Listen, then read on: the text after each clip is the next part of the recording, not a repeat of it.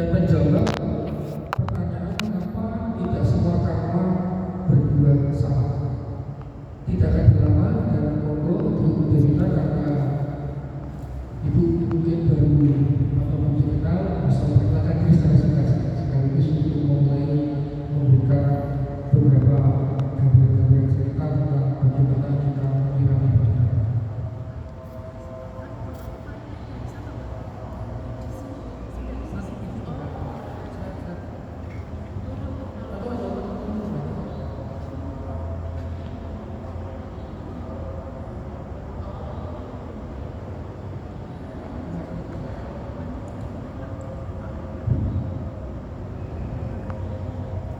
Cek satu dulu. Yang mana? Bagus. Cek yang ini aja. Yang ini. Oke. Ini nggak bisa akan berbicara. Ya, baik. Untuk semua Bapak, Ibu, dan saudara, teman-teman, dan juga Pak Wirya, Sotioku, nama budaya. Ya, mohon izin memperkenalkan diri. Nama saya Devita. Saya memang belum pernah ikut di sini di wihara ini karena biasanya saya di Tanah Putih. Saya mohon izin untuk bercerita atau melanjutkan apa yang sudah diberikan oleh Pak Wirya minggu lalu, yaitu tentang alam-alam 31 alam kehidupan. Langsung saja. Nama ya, saya tinggal di Semarang bawah terus ke kanan atau di daerah pegunungan, di daerah Bromokoyo. Mungkin kalau ada yang pernah ke sana, dan itu juga alasan kenapa saya tidak pernah ke sini karena 1 jam lebih gitu ke sini. Ya, itu kan mau langsung. Ya, baik.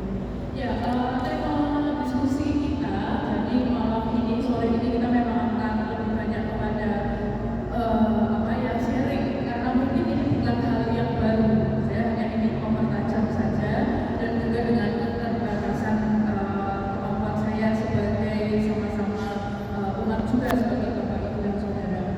Jadi dari 31 alam kehidupan itu tentunya kita, selama kita masih memiliki karma yang memungkinkan untuk lahir, kita tentu akan lahir berkelana terus di hampir 31 ya, belum 31, hanya 25 atau 26, karena kita belum mencapai tingkat kesucian dan kita masih memiliki rupa, sehingga kita belum sampai di alam alam.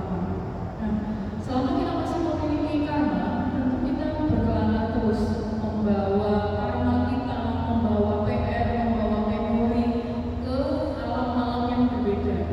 Ibaratnya seperti kita traveler lah ya.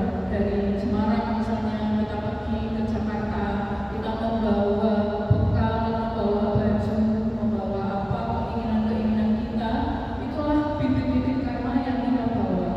Kemudian kita pergi ke misalnya ke luar negeri, ke mana atau ke Jakarta misalnya, membawa semua bekal itu. Nanti di sana di kota yang baru tergantung apa yang kita lakukan. Bisa kita kehabisan bekal atau kita malah nambah. Misalnya di Jakarta lalu sukses, tabungan jadi lebih banyak. Kemudian kita pindah lagi, dalam hal ini tinggal mengalami kematian lalu pindah lagi ya. Tapi diibaratkan kita pergi ke kota lain dengan membawa bekal yang baru. Ada yang bekalnya banyak, ada yang tinggal sedikit, ada yang dari kota sebelumnya mungkin mengalami kesedihan, kemarahan, dan itu terekam menjadi bekal untuk kelahiran selanjutnya, tergantung apa yang kita alami di kota sebelumnya. Seperti itu. Ya, jadi dalam hal kelahiran ini sering ya kita sebagai umat Buddha mungkin mendapat pertanyaan dari non-Buddhis atau juga dari teman-teman kita sendiri. Lah kalau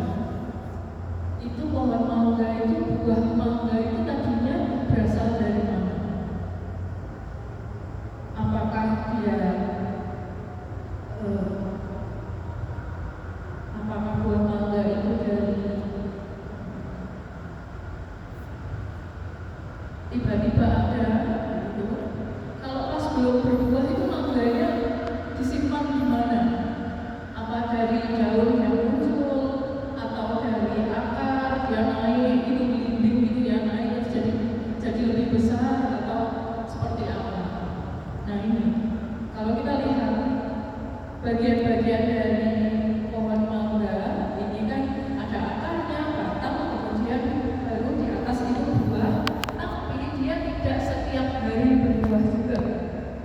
Pohon mangga itu tadinya tidak ada mangganya, tapi pada saat tanahnya subur, waktunya tepat, memang musim mangga, dan juga mendapat nutrisi yang cukup atau sinar matahari, maka dia akan berbuah.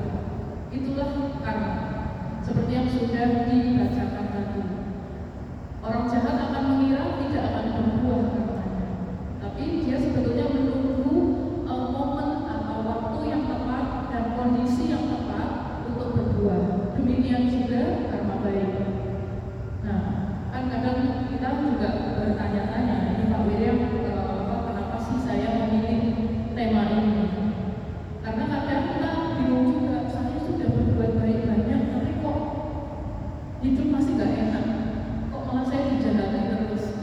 Nah, seperti itu. Ini adalah apa saja sebetulnya kondisi-kondisi yang dapat membuat karma baik itu tumbuh subur, maupun akan membuat karma buruk juga berbuah.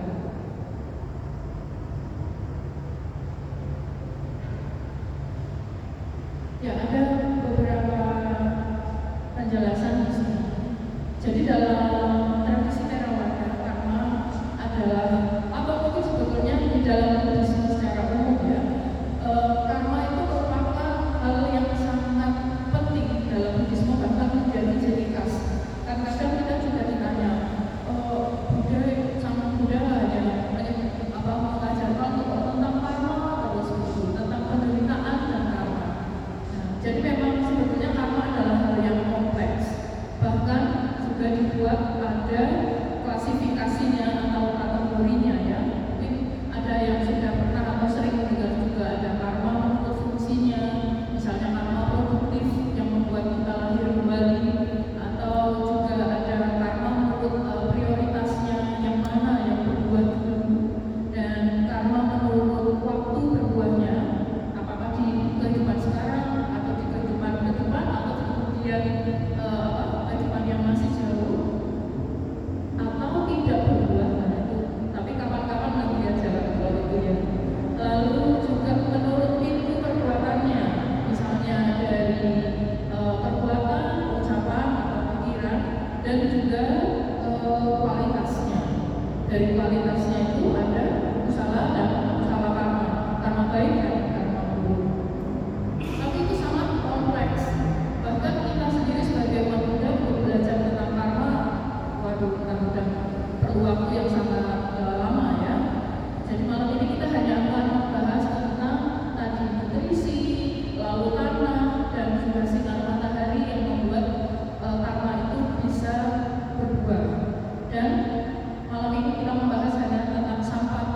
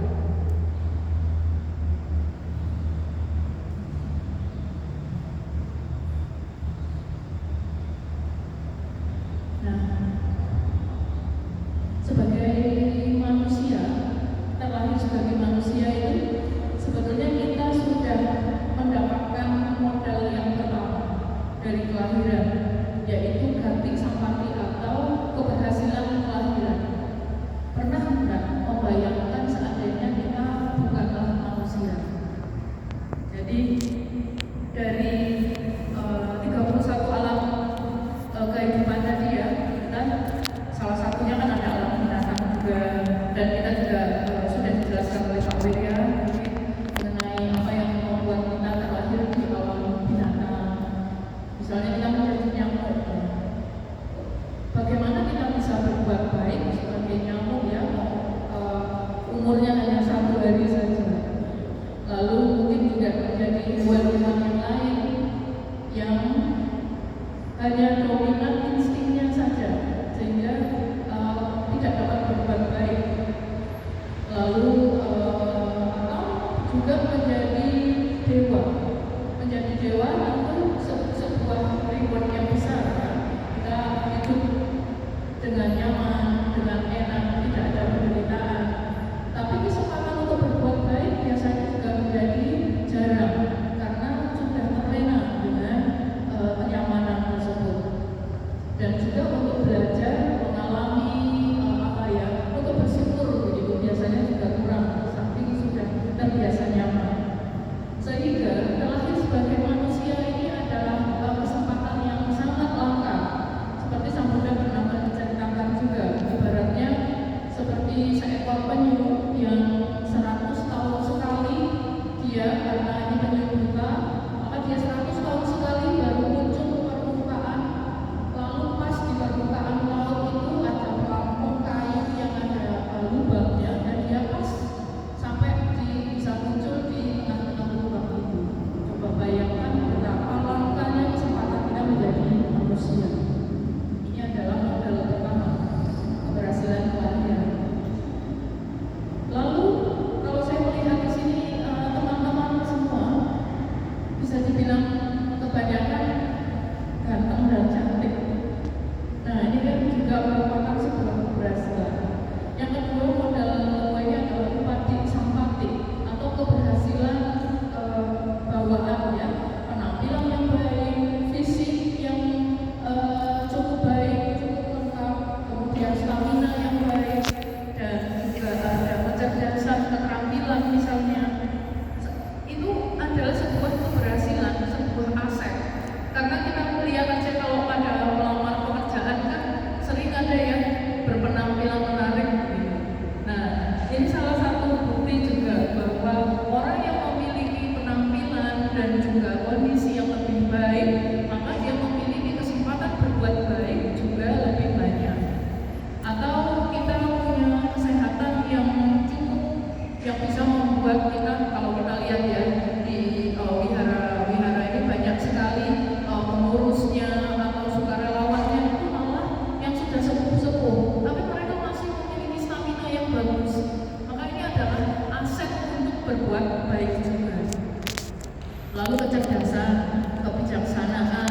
Nah ini juga banyak kan anak yang lahir udah jenius, atau dia udah berbakat main piano, berbakat masak sejak kecil, atau main bola.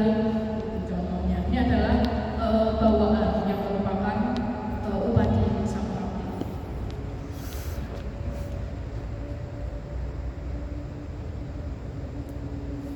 Kondisi keberhasilan yang ketiga yang merupakan bawaan kita dari karma sebelumnya adalah kala sampati. Kala artinya waktu ya.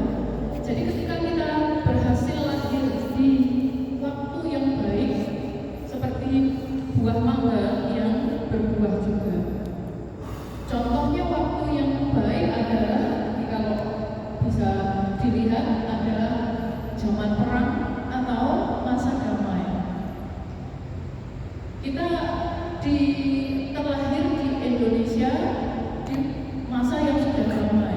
Kebanyakan di sini kan sudah lahirnya sesudah zaman merdeka, tidak mengalami penderitaan seperti leluhur kita dulu yang yang harus bertahan itu hanya supaya tidak mengalami atau dikejar penjajah misalnya. Atau juga bayi-bayi yang lahir di Timur Tengah misalnya saat ini. Timur Tengah sudah berapa lama mengalami perang? Bagaimana mereka bisa berbuat baik? Karena prioritasnya adalah bertahan hidup itu. Nah, keberhasilan waktu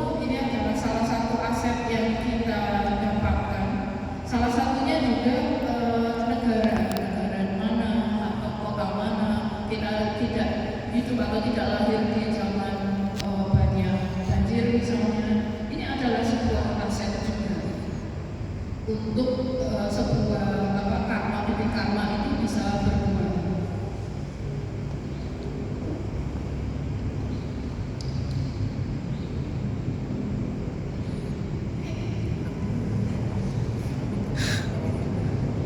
Ya, kita sudah membahas tadi tiga keberhasilan, tiga sapati yang membuat kita ada saat ini. Dan itulah kondisi-kondisi yang menentukan bibit-bibit karma baik kita itu bisa berbuah. Dan sebetulnya ada sebuah rumusnya ya, rumus untuk bagaimana kondisi itu bisa berbuah. Sebuah kegagalan, misalnya kita gagal menjadi manusia atau gagal lahir di masa yang baik, itu juga akan menekan atau membuat kegagalan untuk berbuat baik di lebih banyak. Tapi sebuah keberhasilan, misalnya keberhasilan kelahiran, dia akan menyuburkan benih-benih karma untuk berbuah lebih banyak lagi. Nah, itu tadi yang tiga adalah satu paket yang menentukan kelahiran kita, dan itu adalah kondisi. Jika ada satu paket ya. Lalu apakah kadang orang bertanya, kita itu punya pilihan atau tidak dalam hidup? Apakah semuanya sudah digariskan Tuhan? Atau apakah kita bisa mengubah nasib kita? Nah itu, ada yang tidak bisa diubah, yaitu tiga hal tadi. Kita tidak bisa memilih atau mengubah saat ini kita mau lahir di mana, di keluarga seperti apa, kondisi bawaan dari keluarga itu apakah kaya, berlimpah atau kekurangan, atau kita lahir di tempat yang seperti apa dan mengalami hal-hal apa waktu bayi. Itu adalah hal yang tidak bisa diubah. Tapi ada satu hal yang masih bisa dikondisikan, dan ini disebut dengan prayoga sampati atau usaha. Apa yang bisa kita lakukan? Misalnya kita terlahir di keluarga yang kurang mampu. Di sini mau langsung saja saya ini karena musim Piala Dunia, jadi contohnya adalah Leo Messi, kalau ada yang tahu. Nah, Leo Messi itu dia waktu kecil dia lahir memang sudah lahir di keluarga yang rukun dan baik, orang tuanya lengkap, dan dia juga lahir sudah memiliki wajah yang paras yang ganteng, dan dia ternyata berbakat main bola juga. Nah, yang pertama Kartik Sampati, dia lahir di masa damai, di tempat yang baik, di keluarga yang baik, rezekinya keluarga juga cukup ya. Lalu dia memiliki yang kedua keberhasilan Upadi Sampati, di mana dia memiliki paras yang menyenangkan, lalu keterampilan dia memiliki bakat main bola, kecerdasan. Cuman, nah ini kadang-kadang ada karma lampau yang ikut berbuah, yang tadi saya sebut salah satu karma menurut fungsinya, ada karma penghambat. Jadi meskipun organ tubuhnya lengkap, tapi dia tidak bisa tumbuh besar. Dia memiliki penyakit langka yang membuat dia tidak bisa berkembang besar, jadi tubuhnya itu kecil terus. Nah, hanya saja karena dia lahir di kala sampati yang baik, di mana neneknya masih ada, neneknya itu adalah orang yang sangat aktif dan membantu ya, support. Maka neneknya ini membawa dia ke klub bola, mendaftarkan dia ke akademi, mendaftarkan dia untuk belajar bola, karena yang si neneknya yakin dia pasti bisa berkembang nantinya. Ini adalah prayoga, usaha dari nenek dan juga usaha dari Leo Messi sendiri. Karena kemudian Messi berlatih, dia bergaul, bersosialisasi. Nah ini bersosialisasi itu juga salah satu prayoga ya, usaha kita untuk mengubah nasib. Sehingga dia diterima di Barcelona, di klub Barcelona yang saat itu memang sedang mencari pemain-pemain berbakat. Karena dia mainnya bagus,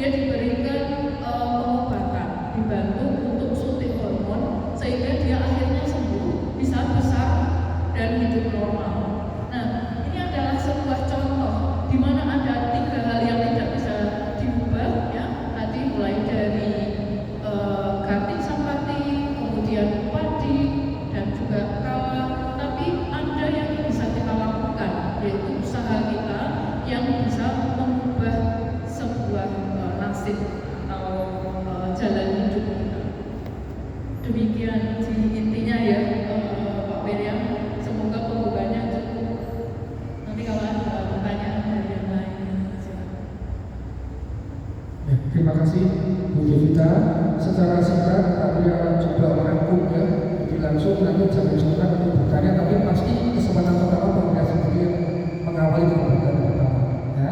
Jadi kesimpulannya adalah bahwa karma adalah perbuatan yang didasari oleh niat atau cakra.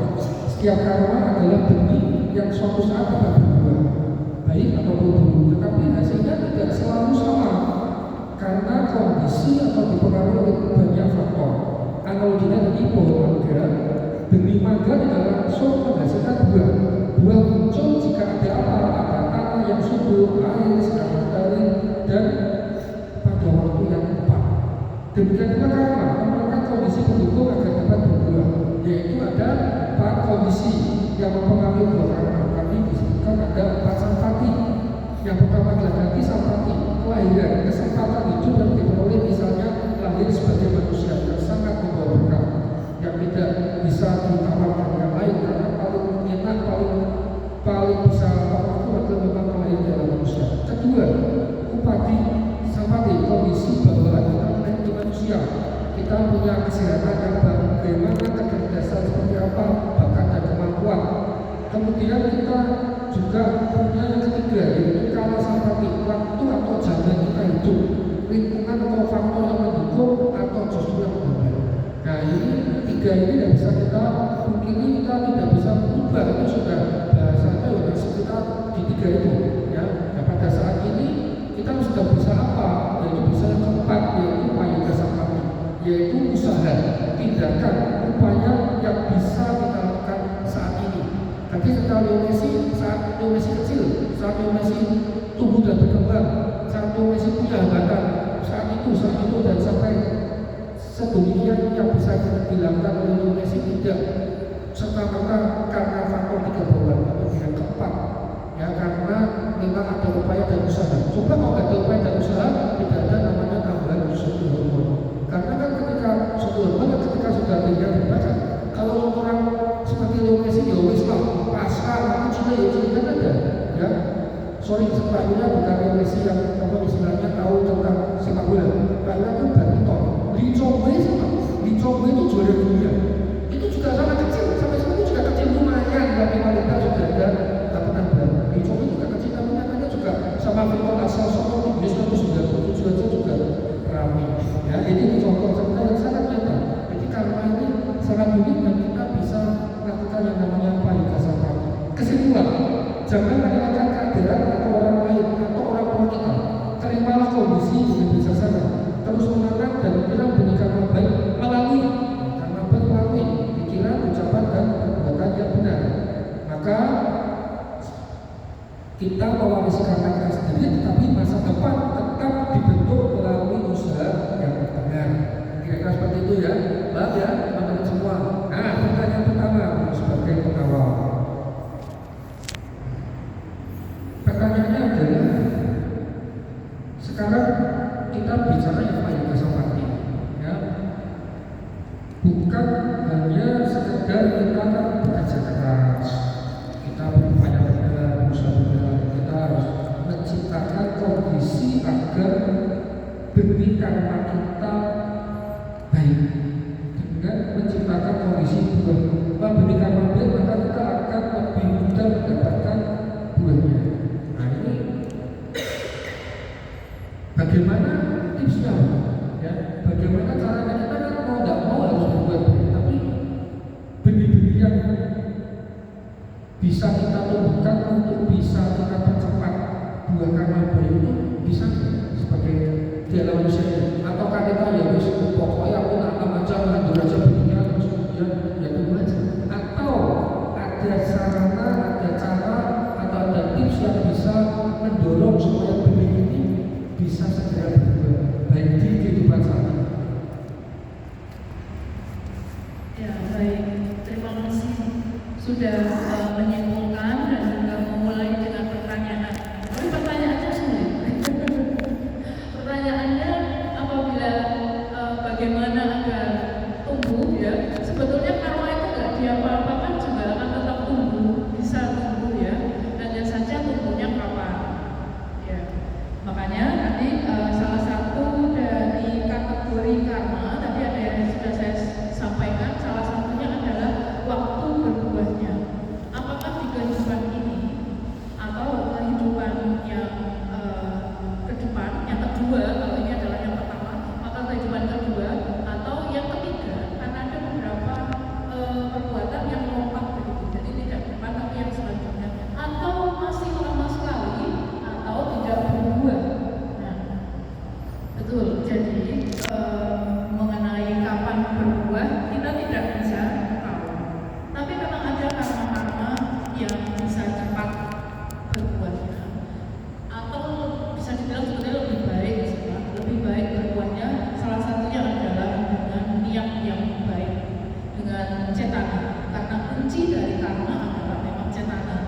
Yang disebut karma, ya seperti dijelaskan oleh Sang Buddha adalah cetana sama wajah. Maka yang disebut karma adalah cetana, adalah niat. Nah, buah mangga agar dia bisa dinikmati memang dia harus menjadi buah yang utuh. Kalau sebuah perbuatan tidak didasari dengan niat baik, atau niat baik misalnya kita mau berangkat melakukan perbuatan baik sama-sama dengan rombongan dari wihara akan baksos bakti sosial di suatu tempat. Berangkatnya sudah dengan niat baik, itu sudah cetana yang baik, sudah kusala ya, akan melakukan kusala perbuatan yang baik. Di jalan belum sampai ke wihara macet, sudah klakson, sudah ngomong kasar misalnya. Nanti ingat baik lagi, oh iya ini mau berbuat baik, menyiapkan apa yang akan didanakan. Nanti sampai di wihara ketemu teman-teman, ternyata ada yang telat, ada yang kok kayaknya santai-santai gak bantu-bantu, gerundel, ucapan-ucapan akhirnya muncul ucapan yang tidak baik. Nah, hal-hal seperti ini akan menghambat buah dari kama tersebut. Ibaratnya semua bibitnya buah tadi sudah mau berbuah dan memang berbuah karena karma baik pasti berbuah juga. Tapi ada uletnya buahnya karena niatnya tidak sekuat yang dari awal sampai dengan akhir lurus terus atau baik terus. Itu salah satu ya, salah satunya bagaimana sebuah buah itu bisa berbuah. Nah, mungkin ada juga ditambahkan dengan kama-kama yang kama baik yang berat, misalnya berdana kepada hewan itu kan baik kok kita memberi makan hewan, tapi lebih mulia lagi kita berdana kepada orang, lebih mulia lagi kita berdana kepada orang yang orang baik, lebih mulia lagi kita berdana kepada orang-orang suci itu juga buahnya juga bisa berlipat dan merupakan buah yang berkelanjutan, tidak hanya berbuah satu kali. Hal-hal seperti itu mungkin bisa menambah buah, tapi untuk kapan berbuahnya kita menunggu-nunggu. Oh, kemarin saya berdana kok hari ini malah bokeh, kemarin saya habis nyumbang banyak, hari ini malah sandal saya hilang. Nah, kita tidak boleh membawa kalkulator juga ya untuk hitung-hitungan kok ini belum berbuah, tidak bisa. Seperti yang sering disampaikan ya, kita punya garumnya banyak, ya tinggal tambah air terus saja. Ya kita nggak tahu nanti nggak asinnya juga berapa. Demikian bahannya. Modus itu sedikit menunjukkan dari apa yang disampaikan oleh Buddha Vita, yaitu mulai dengan niat baik, mulai dengan cetana. Cetana dimulai daripada sebuah pikiran atau niat. Jadi karma baik atau pikiran baik ini akan bisa mendorong kita untuk bisa lebih mendapatkan dua karma baik yang lebih cepat. Itu ya Bu. Nah, sebagai Buddha harusnya adalah mari kita berbuat baik mulai dengan pikiran baik, yaitu mulai dari pagi hari. Ayo, berulang kali kalau khotbah sama di sana selalu menyampaikan, mengajak, ayo setiap pagi kita baca wanita. Itu sudah niatnya baik. Bangun tidur baca wanita, ya. Kemudian meditasi itu kan sudah pikiran-pikiran membuat kita itu lebih jernih dan kita bisa membuat sebuah pengharapan dari pagi hari. Ya, intinya yang kembali kita lakukan dan teks dengan apa cocok dengan apa yang disampaikan oleh Buddha Vita. Mungkin dari niat baik, dari pagi hari loh, dari bangun tidur. Nah kemudian malam hari sama, sudah berbaik, malam hari menuntut berbuat lagi, baca wanita, meditasi lagi supaya tidurnya enak, nyaman, mimpinya indah. Besok pagi berbuat lagi, mulai dari yang baik. Kita mulai dengan Buddha Vita mengatakan berdana itu perbuatan baik yang paling gampang. Kalau kita sudah berbuat baik dengan berdana, pasti usaha kita yang untuk kemoralan, untuk kebijaksanaan pasti juga akan meningkat karena dimulai daripada kita memberi atau berdana. Syukur-syukur kita punya kesempatan berdana kepada sangga, kepada hal yang lebih baik lagi atau bermanfaat dari orang lain. Kira-kira seperti itu, kira-kira yang bisa kita alami sebagai pertanyaan. Yang pertama, Kita buka sesi pertama, langsung bertanya, langsung kita sampaikan, dan kalau yang terlalu jauh tolong bisa maju atau bicara keras, nanti kita bantu dulu menyampaikan. Silakan. Ya, yang pertama dekat. Ya ini. Wih. Orang ini bagus. Orang ini sudah pernah pasang pada jadi ini selama 2 minggu baru satu, dan ini masih banyak bagus kita support, kita dengarkan pertanyaannya. Untuk silakan. Selamat sore Pak Budaya. Kita sering mendengar beberapa cerita dan kisah dan pengalaman itu. Contohnya misalnya kita sering berdagang, kita misalnya untuk masalah keuangan dengan zakat, terus kita sering berdagang misalnya kesehatan, nanti kita mendapatkan jasmani yang sehat. Nah, apakah itu berhubungan misalnya kalau kita sering berdagang untuk pelihara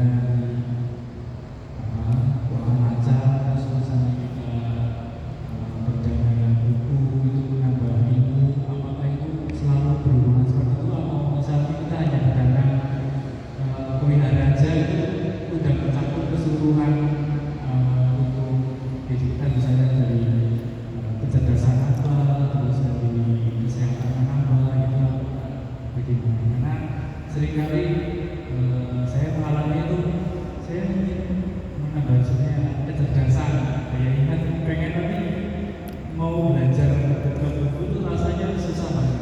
Tapi kalau untuk berdagang misalnya pelihara, misalnya angsan itu cepat, itu lebih sering apa nyambungnya daripada yang daya ingat sama keterampilan.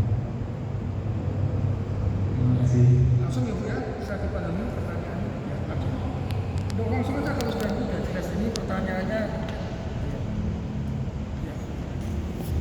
Jadi pertanyaannya tadi, apakah sebetulnya dana yang dilakukan itu ada korelasinya dengan buahnya?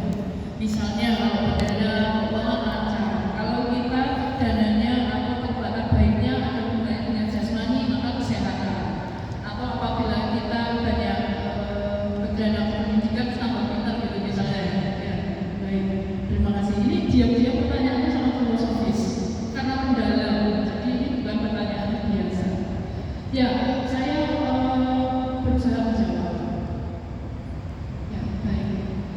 Ada salah satu buah dari yang paling jelas itu adalah kalau kita sering belajar agama atau kita sering membantu membabarkan agama, itu sebetulnya di keluarga, di kelahiran selanjutnya, maka juga akan terlahir sebagai anak yang pintar.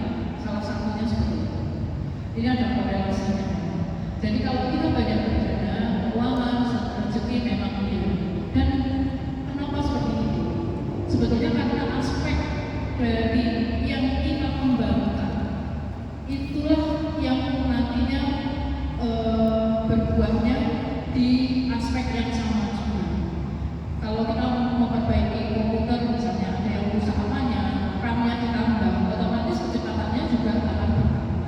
Jadi memang bagian-bagian ini sebenarnya ada hubungannya dengan macam ada ya, mana yang kita kembangkan, mana yang kita fokuskan. Memang itulah yang juga akan berbuah. Seandainya kita berbuat baik di dunia, tapi mana kita berbuat baik membantu sebuah event misalnya. Pada saat misalnya Mas Aan dan juga teman yang lain sama-sama melakukan perbuatan yang sama. Nah, ini judulnya sebetulnya kan mengapa tidak semua karma berbuat sama.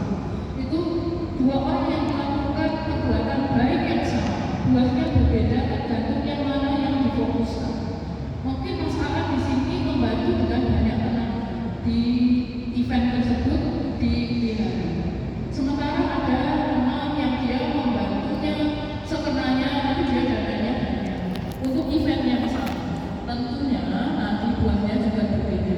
Mungkin di masalah jadi karena membantu banyak teman-teman di situ mengkoordinir, maka buah yang didapat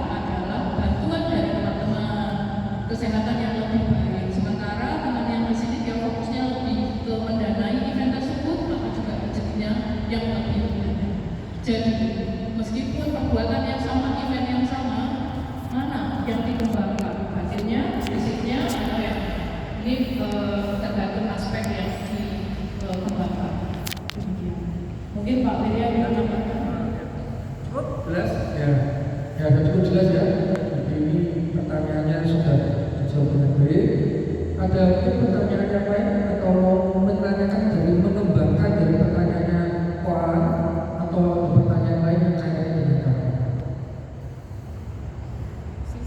Dari sisi sana, silakan Bu Susi, esok-esok. Atau ini, tolong. Nyampe ya? Hah? Nggak nyampe? Ya maju dikit Bu. Ada. Senyum. Oh, ada perlu nggak? Oh iya, siapa dulu belakang dulu? Ya, ini.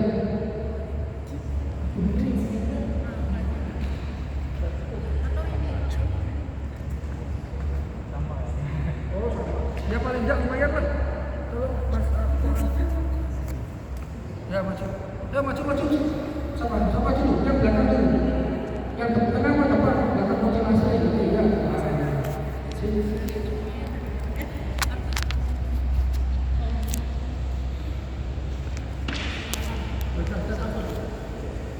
Selamat malam, kenyal ya?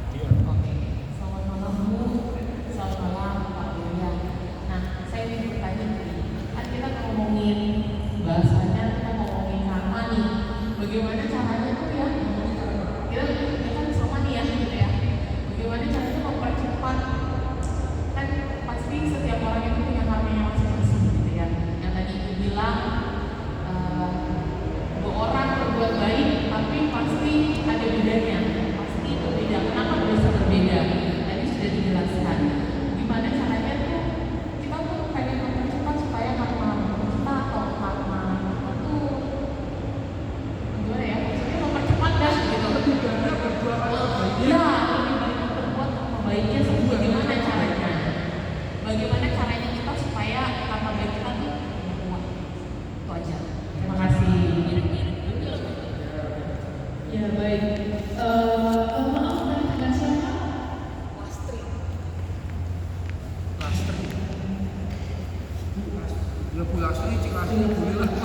Iya, terima kasih banyak. Pertanyaannya juga mirip mempertajam, mempertegas pertanyaan Pak William.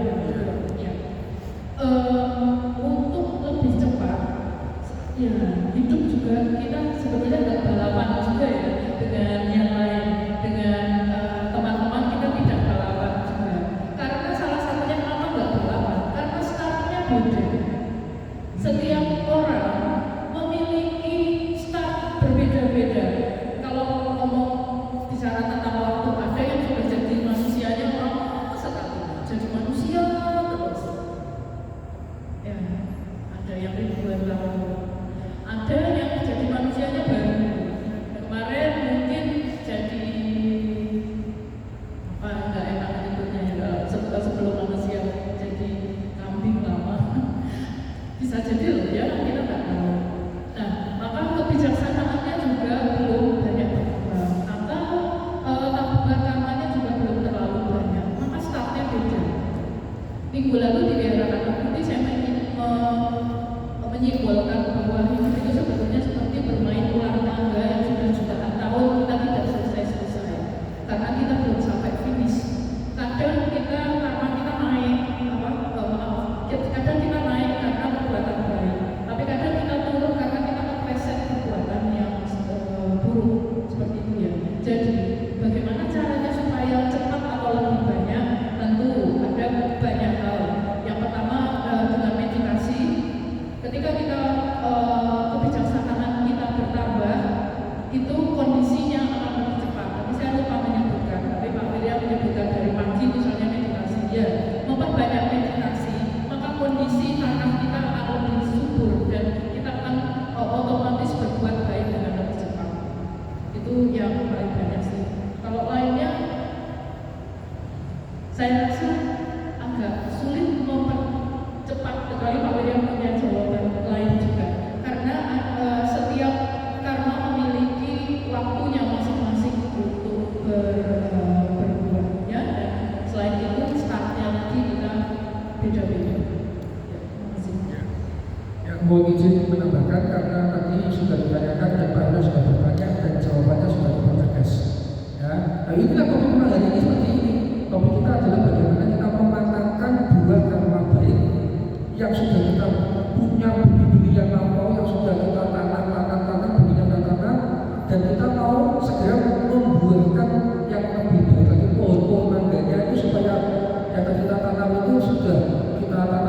sudah kuat batangnya, sudah akarnya kuat, pohonnya itu tinggal ditambahkan supaya cepat masak dan cepat jatuh dan cepat kita makan dan kita dapat buahnya itu, maksudnya begitu ya. Dan jajannya juga jajan. Sebetulnya sudah kita sampaikan tadi bahwa juga kita sampaikan dengan niat dan cetana, dengan memberikan tambahan energi positif di pagi hari, bangun pagi dan ada pilihan lain, kita mau satu hari kita ketemu dengan orang baik, satu hari mau dapat cuan yang banyak, satu hari ketemu teman-teman opportunity yang baik, ketemu bahasa ke marketing, kita ketemu prospek-prospek yang baik, ya kita mulai dari pikiran yang baik itu, maksudnya itu dengan tambahan apa kita kasih diskonnya beda ya, nanti dengan berdagang, terus kemudian juga dari berbuat baik, dari pikiran baik kemudian berbuat baik, dan maksudnya itu mungkin tadi ditambah dengan pengharapan tadi dengan kekuatan kebijaksanaan yang baik, karena kalau tadi bahasanya kita harus mengetahui bahasanya dan tanda-tanda mungkin ya sudah lah, kita sudah harus pasrah, kita juga punya 3 faktor yang pertama, jangan-jangan kita masih banyak dan tanda-tanda dosanya atau karma buruknya ya pasrahkan aja. Tetapi ketika sebuah kebijaksanaan itu muncul, jangan-jangan itu malah justru menjadi sebuah kesempatan. Jadi kadang itu mengambil masalah atau mengambil masalah. Ya, saya ingin menambahkan satu hal yang sedikit terlewat adalah kita kadang lupa bahwa ada salah satu jenis karma yang membuat karma kita terlambat berubah atau tidak berubah, yaitu ada karma-karma penghambat. Jadi karma, kalau izin menambahkan materi lain sedikit saja, ada karma produktif di mana dia akan membuat seseorang terlahir. Ada juga di sini karma pendukung yang mendukung karma sebuah karma berbuah. Tapi ada juga yang disebut dengan karma penghambat. Contohnya Messi tadi, dia memiliki fisik yang lengkap tapi kecil. Nah, jadi ada karma-karma masa lalu kita yang perbuatan-perbuatan yang membuat kita yang berbuahnya itu kemudian akan terhambat. Salah satu contohnya, tadi kita mau melakukan perbuatan baik, mau baksos misalnya dengan teman-teman di gereja, sudah berangkat, tapi suka menunda berbuat baik, menunda berdana, menunda untuk atau melewatkan kesempatan. Lihat ada orang kayaknya kasihan, tolong nggak ya, nggak usah aja deh, kayaknya dia masih survive gitu. Nah, itu salah satu hal yang berbuatnya nanti juga terlambat, atau dia akan menghambat pertumbuhan dari pohon kita sendiri. Hal-hal seperti ini tidak bisa kita ketahui karena ini sudah terjadi di waktu-waktu yang lalu yang nggak tahu kapan. Dan orang kadang karena tidak mengetahui, jadi kok dia berbuat gini, dia udah berbuat, saya belum. Kita nggak tahu faktor apa saja yang menjadi wipatik, yang menjadi kebalikan dari sampati. Salah satunya adalah faktor-faktor penghambat tadi. Jadi alih-alih kita bertanya-tanya gimana biar cepat, yang nggak usah, yang penting setiap hari